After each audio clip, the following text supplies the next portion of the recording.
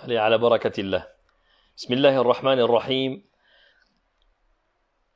Alhamdulillahi Rabbil Alamin. Wassalatu wassalamu al-atamman al-akmalani ala Sayyidina Muhammad wa ala alihi wa ashabihi ajma'in wa ba'd. Chers frères et sœurs, assalamu alaykum wa rahmatullahi wa barakatuh. On va poursuivre ce soir bi'idhnillahi tabaraka wa ta'ala wa bimashi'atihi, par sa permission, avec l'explication du deuxième hadith tiré de l'ouvrage intitulé Al-Arba'in, dont l'auteur est l'imam An-Nawawi, qu'Allah lui fasse miséricorde. Et ce deuxième hadith, il s'agit, pour ceux qui ont suivi avec nous dès le départ, dès le début, il s'agit du hadith, fameux hadith, célèbre hadith qu'on appelle le hadith de Jibril. Et la dernière fois, encore une fois, pour ceux qui étaient parmi nous, nous nous étions arrêtés au moment où Jibril alayhi salam s'adresse au prophète sallallahu alayhi wa sallam en lui disant: Ô Muhammad, informe-moi sur l'islam, ya Muhammad, akhbirni anil islam. Et on avait longuement expliqué la raison pour laquelle Jibril alayhi salam interpelle et appelle le prophète sallallahu alayhi wa sallam par son nom en disant ô Muhammad, alors qu'un verset coranique l'interdit: la taj'alu du'a ar-rasuli bainakum ka du'a'i ba'dikum ba'da. Et pour ceux qui ça les intéresse, alors je vous invite à revenir à la vidéo précédente. De même qu'on avait défini le terme al-Islam avec une définition courte et concise en disant que l'islam, c'est la soumission à Allah subhanahu wa ta'ala, exalté soit-il, et s'assujettir à lui par l'obéissance, tout en pratiquant, pratiquant ses ordres et en délaissant ses interdits. Et on peut rajouter à cette définition l'islam est bâti sur 5 piliers, c'est-à-dire 5 fondements et bases. Et c'est ce que mentionne le prophète sallallahu alayhi wa sallam dans ce hadith qui est entre nos mains. C'est ce que mentionne le prophète sallallahu alayhi wa sallam dans ce hadith en réponse à la question de Jibril qui est: informe-moi sur l'islam, akhbirni anil islam. Le prophète sallallahu alayhi wa sallam mentionne que l'islam repose sur 5 piliers fondamentaux qui sont la base. Quels sont ces 5 piliers? Le prophète sallallahu alayhi wa sallam dit: l'attestation qu'il n'y a de divinité digne d'adoration si ce n'est Allah et que Muhammad est le messager d'Allah, l'accomplissement de la prière, l'acquittement de la zakat, le jeûne du mois de Ramadan et l'accomplissement du pèlerinage à la maison sacrée d'Allah subhanahu wa ta'ala pour celui qui en trouve la capacité. Donc ça, ce sont les piliers apparents. Et le premier de ces 5 piliers, c'est an tashhada an la ilaha illallah wa anna Muhammadan Rasulullah. Donc, le premier de ces 5 piliers, c'est les 2 attestations de foi que le prophète sallallahu alayhi wa sallam a d'ailleurs, comme vous l'avez remarqué ici, réunies dans un seul pilier.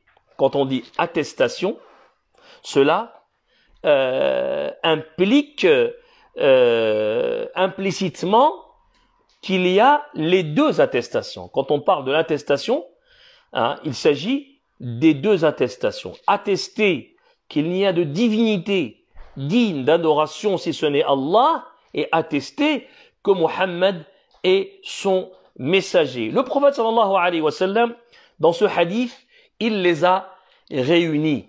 Pourquoi il les a réunis? Tout simplement parce que ces deux attestations vont ensemble. Elles sont en réalité inséparables. C'est forcément, l'une avec l'autre. Quiconque atteste la ilaha illallah sans reconnaître la deuxième partie qui est Muhammadan Rasulullah, son attestation ne peut être valide. De même que quiconque atteste Muhammadan Rasulallah sans reconnaître la ilaha illallah, son attestation ne peut être valide. Elle ne lui est d'aucune utilité. Et donc, il faut forcément les deux attestations ensemble, inséparables, et pas une sans l'autre. Qu'est-ce que signifie la parole, ce qu'on appelle en arabe kalimat la ilaha illallah? Qu'est-ce que signifie la parole la ilaha illallah? Et qu'est-ce que signifie la parole Muhammadan Rasulullah? La ilaha illallah signifie vouer le culte exclusivement à Allah subhanahu wa ta'ala. Muhammadan Rasulullah signifie prendre exclusivement le prophète sallallahu alayhi wa sallam comme exemple et modèle à suivre. Pourquoi? Parce qu'il est celui qui transmet de la part d'Allah subhanahu wa ta'ala. Et l'objectif de ces deux attestations, ce n'est pas de les prononcer uniquement, mais c'est aussi d'agir selon ce qu'elles impliquent, ce qu'elles exigent. Maintenant, la question qu'on va se poser, c'est, et à laquelle on va répondre ensemble, c'est qu'est-ce que signifie j'atteste, ashhadu, j'atteste, Allah ilaha illallah. Eh bien, ça signifie je reconnais et j'ai la certitude.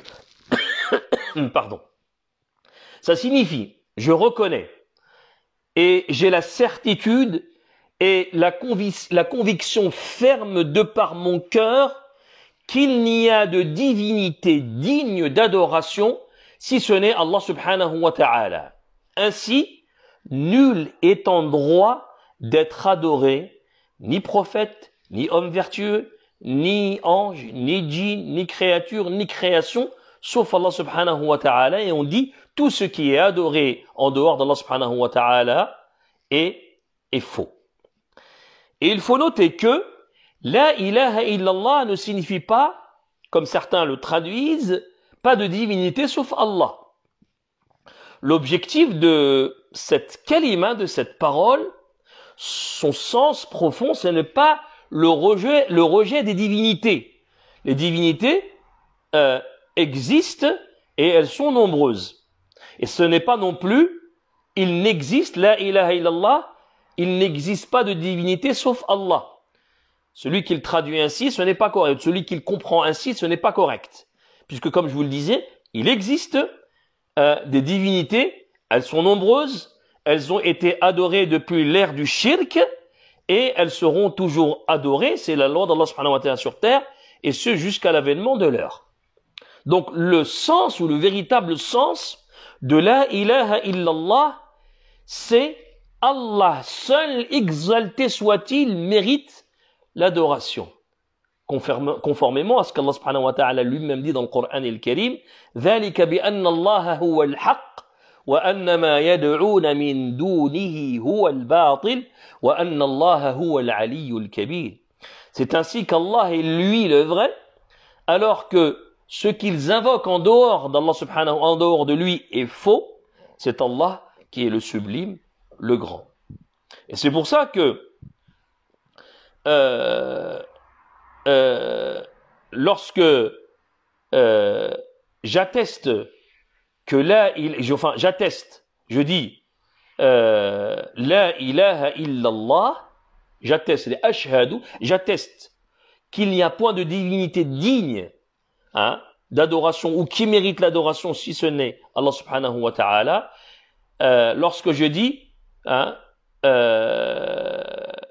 ashhadu, j'atteste, c'est j'affirme, c'est je reconnais, et encore une fois, j'affirme, c'est une parole, hein, par le biais de la langue, je dis verbalement, et je reconnais, c'est aussi une croyance qui est faite avec le cœur.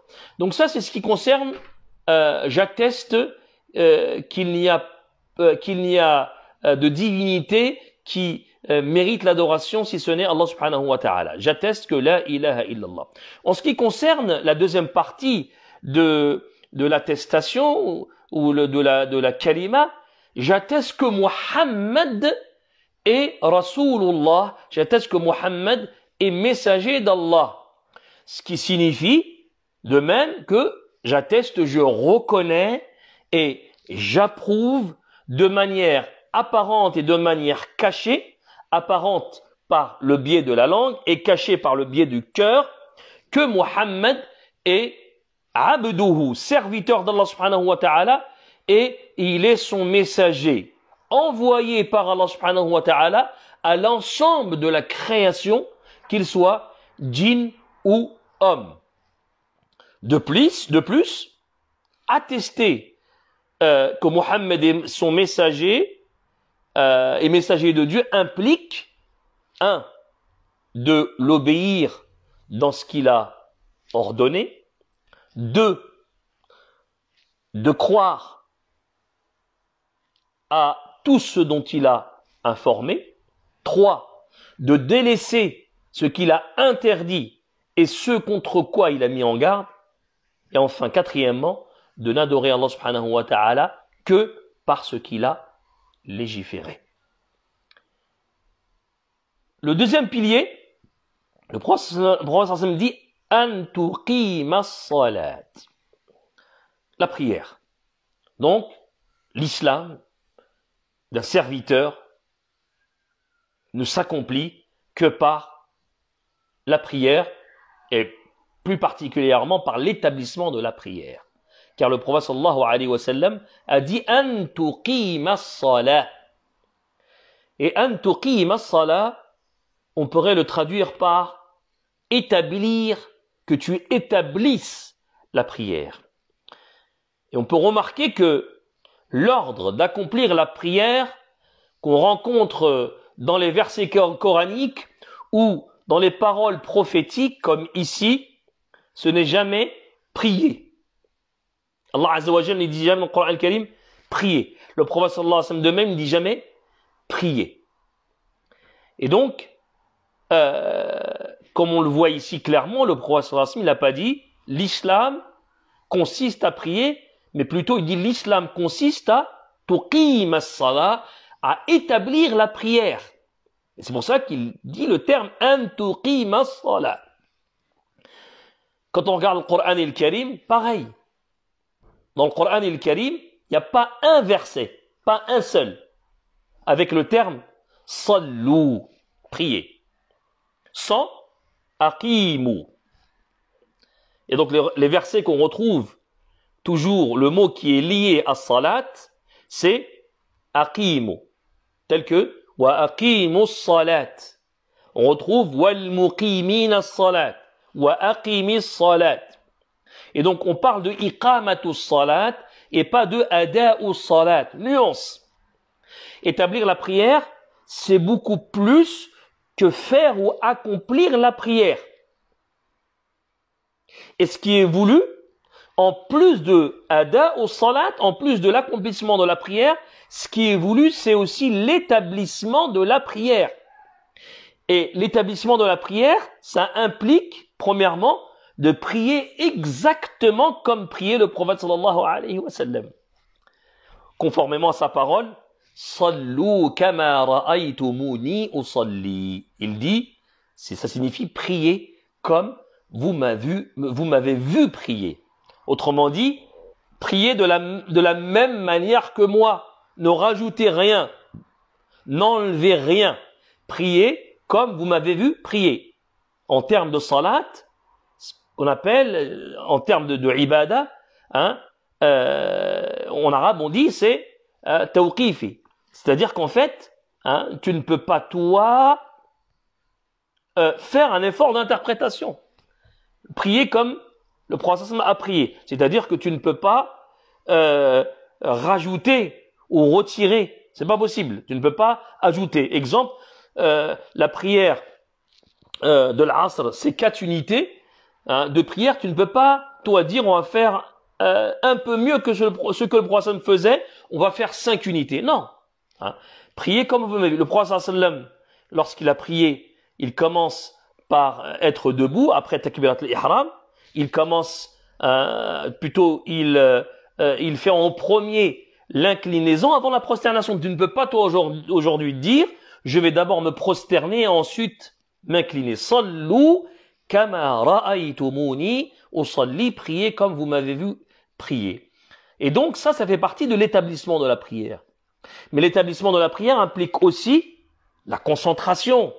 Ça implique la dévotion, le fait de s'appliquer dans l'inclinaison, s'appliquer dans la prosternation, le fait d'avoir l'humilité et aussi la présence du cœur, parce que lorsqu'on prie, on se présente au Seigneur de l'univers, on se présente à notre Créateur et on est en contact direct avec lui. C'est pour ça qu'on dit que l'humilité est l'âme de la prière. Et la prière sans humilité est-elle un corps sans âme? Et c'est la raison pour laquelle les ulama disent que la récompense de notre prière dépend de l'humilité et de la présence du cœur durant la prière. Ce qui veut dire que plus on va avoir le cœur présent et plus on sera récompensé. L'établissement de la prière implique aussi de respecter ses horaires prescrits, conformément à la parole d'Allah subhanahu wa ta'ala. Inna salata kanat ala al-mu'minina kitaban mawquta. La salat demeure pour les croyants une prescription à des temps déterminés. Mais aussi, l'établissement de la prière implique aussi d'accomplir la prière en groupe dans les mosquées pour ceux qui en ont la possibilité.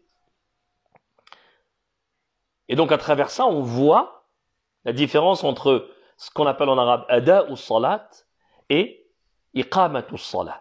Et c'est pour ça que dans le Coran al-Karim, jamais Allah Azza wa Jal a parlé jamais Allah subhanahu wa ta'ala a utilisé dans le Coran al-Karim sallu, prier, mais toujours avec aqimu, iqamatu salat, qu'on a traduit par l'établissement de la prière. Le troisième pilier, an tu'tiya zakat, de t'acquitter de l'aumône. L'islam ne s'accomplit que par l'acquittement de l'aumône légale, la zakat. Et l'aumône, qu'est-ce que c'est? C'est un droit qu'Allah subhanahu wa ta'ala a rendu obligatoire sur les biens des riches à verser aux plus nécessiteux. Et dans le Coran al-Karim, Allah subhanahu wa ta'ala énumère dans Sourate At-Tawbah les différentes catégories de gens à qui on doit verser cette zakat. Et il dit إنما الصدقات للفقراء والمساكين والعاملين عليها والمؤلفة قلوبهم وفي الرقاب والغارمين وفي سبيل الله وابن السبيل فريضة من الله والله عليم حكيم. Les sadaqat, ici les sadaqat, parce qu'il y a les sadaqat obligatoires et les sadaqat surrogatoires. Là on parle, quand Allah Azza wa Jalla dit إنما الصدقات, dans ce verset il s'agit de la zakat, de la zakat, celle qui est obligatoire. Innama sadaqat, les sadaqat ne sont destinés, c'est-à-dire la zakat est destinée que pour les pauvres, les indigents, ceux qui travaillent, ceux dont les cœurs sont à gagner à l'islam, l'affranchissement des esclaves, ceux qui sont lourdement endettés, dans le sentier d'Allah et pour le voyageur en détresse. C'est un décret d'Allah et Allah est omniscient et sage. Donc il s'agit d'un droit obligatoire et non d'un acte surérogatoire ou recommandé ni d'un don à faire, et conformément à la parole d'Allah subhanahu wa ta'ala, wa fi amwalihim haqqun lis-sa'ili wal mahrum, et dans leurs biens, il y a un droit aux mendiants et aux déshérités. Quatrième pilier, an tasuma Ramadan, de jeûner le mois de Ramadan de chaque année, conformément au verset dans lequel Allah subhanahu wa ta'ala dit شهر رمضان الذي أنزل فيه القرآن هدى للناس وبينات من الهدى والفرقان فمن شهد منكم الشهر فليصم. Ces jours sont le mois de Ramadan, au cours duquel le Coran a été descendu comme guide pour les gens et preuve claire de la bonne direction et du discernement. Donc, quiconque d'entre vous est présent ce mois, qu'il jeûne. Le malade et le voyageur, il leur est permis de rompre leur jeûne et de le rattraper plus tard. La personne trop âgée, trop faible ou qui est atteinte d'une maladie chronique, elle devra compenser, c'est-à-dire nourrir un pauvre pour chaque jour manqué, conformément à la parole d'Allah subhanahu wa ta'ala. وَعَلَى الَّذِينَ يُطِيقُونَهُ فِدْيَةُ طَعَامُ مِسْكِينٍ. Et pour ceux qui ne pourraient le supporter qu'avec grande difficulté, il y a une compensation, nourrir un pauvre. Le cinquième pilier, أَن تَحُجَّ الْبَيْتَ إِنِ اسْتَطَعْتَ إِلَيْهِ سَبِيلًا. Accomplir le pèlerinage de la maison sacrée si tu en as les moyens, conformément à la parole d'Allah subhanahu wa ta'ala. وَلِلَّهِ عَلَى النَّاسِ حِجُّ الْبَيْتِ إِنِ اسْتَطَعْتَ إِلَيْهِ سَبِيلًا. Et c'est un devoir envers Allah pour les gens qui ont les moyens d'aller faire le pèlerinage de la maison sacrée. Et puisque le pèlerinage nécessite des dépenses, des provisions et un déplacement, ça implique des difficultés, l'islam a exigé la capacité physique et financière comme condition à son obligation. C'est la raison pour laquelle celui qui n'a ni la capacité financière, ni la capacité physique, le hajj n'est pas obligatoire pour lui. Celui qui a la capacité physique, mais il lui manque la capacité financière, de même, le hajj n'est pas obligatoire pour lui. Tandis que celui qui a la capacité financière, mais il lui manque la capacité physique, quand on parle de capacité physique, c'est-à-dire qu'il est malade ou il lui est impossible ni aujourd'hui, ni dans quelques semaines, ni dans quelques mois de se rendre à la Mecque, c'est-à-dire qu'il a une maladie chronique ou autre, eh bien, celui-ci, il doit déléguer quelqu'un pour accomplir le pèlerinage pour lui. Le pèlerinage est obligatoire qu'une seule fois dans la vie, et celui qui l'accomplit plus d'une fois, toutes les autres fois qu'il l'aura accompli, il sera compté comme acte surérogatoire. Donc, voilà les 5 piliers sur lesquels l'islam est bâti, et donc voilà la réponse du prophète sallallahu alayhi wa sallam à la question de Jibril alayhi salam, akhbirni anil islam, informe-moi de l'islam, qu'est-ce que réellement et véritablement l'islam. Le prophète sallallahu alayhi wa sallam lui énumère, mentionne les 5 piliers de l'islam. Ils sont les 5 piliers apparents, et je vous propose de poursuivre bi'idhnillahi tabaraka wa ta'ala la prochaine fois. Barakallahu fikum wa jazakumullahu khayr al-jaza. Assalamu alaykum wa rahmatullahi wa barakatuh.